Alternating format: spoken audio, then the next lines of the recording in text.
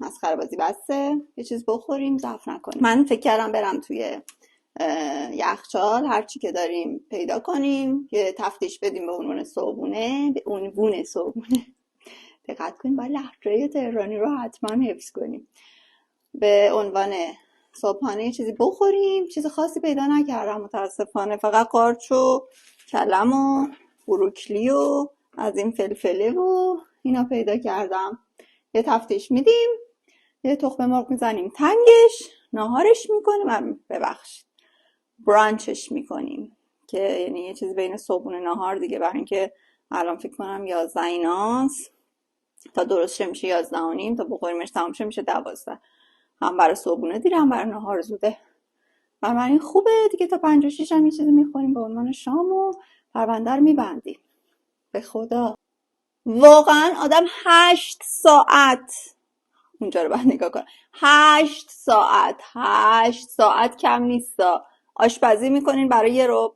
تازه اونم ممکنه خوب نشه، شور بشه، ترش بشه، بی‌نمک بشه، پررنگ بشه، کم رنگ بشه. من که نمی کنم این کارو. نکن آقا نکن.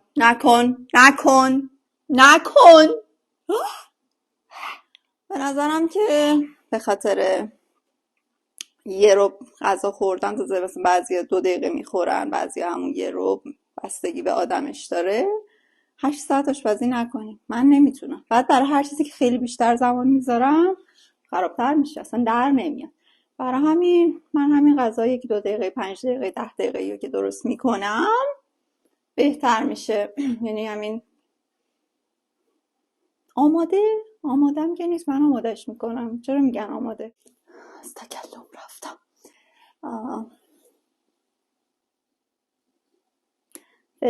فلفل داریم که بریزیم توی این یاروه، ولی متاسفانه به نظر میشه خرابه.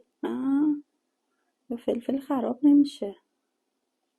فلفل خراب میشه بکنم تا کپک نزنه، جونور نزنه، من بهش نمیگم خراب، ولی یه ذره موچاله است، یعنی اون چیزیه رو نداره. ولی به هر حال استفاده کنین دیگه. حالا فوقش بد بود یا نمیخورینش یا میزنینش کنار یا یه کاری، ولی مشکله.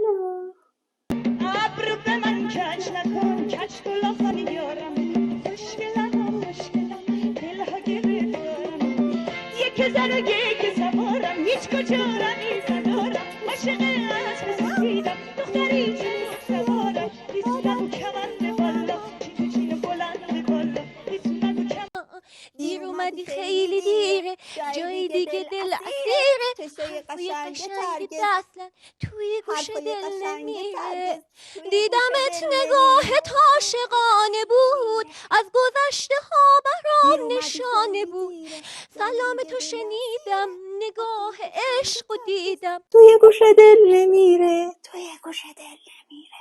خب آهنگم خوندم، این کنسرت خونگی هم که براتون گذاشتم مجانی. هنوز تکلیف اینو نتونستم معلوم کنم. نمیریزم بی خودی و غذارم خراب میکنه. خب خیلی حرف زدم، منصرف شدم. درست نمیکنم و پشتم میخوره. درست نمیکنم. چیزی وای میسیم، برگشتیم، رفتیم پایین، برگشتیم برای نهار درست میکنیم دیگه. والا خسته شدم. گرمم شد. هیچی هم روشن نیست. انرژی مصرف نمیکنم که فکر کنم همینجوری دارم تو خونه میچرخم. این گرمایشی تا خرتناک کشیدم بالا، نکردم، همش خاموشه ولی گرممه. الو دارم در واقع.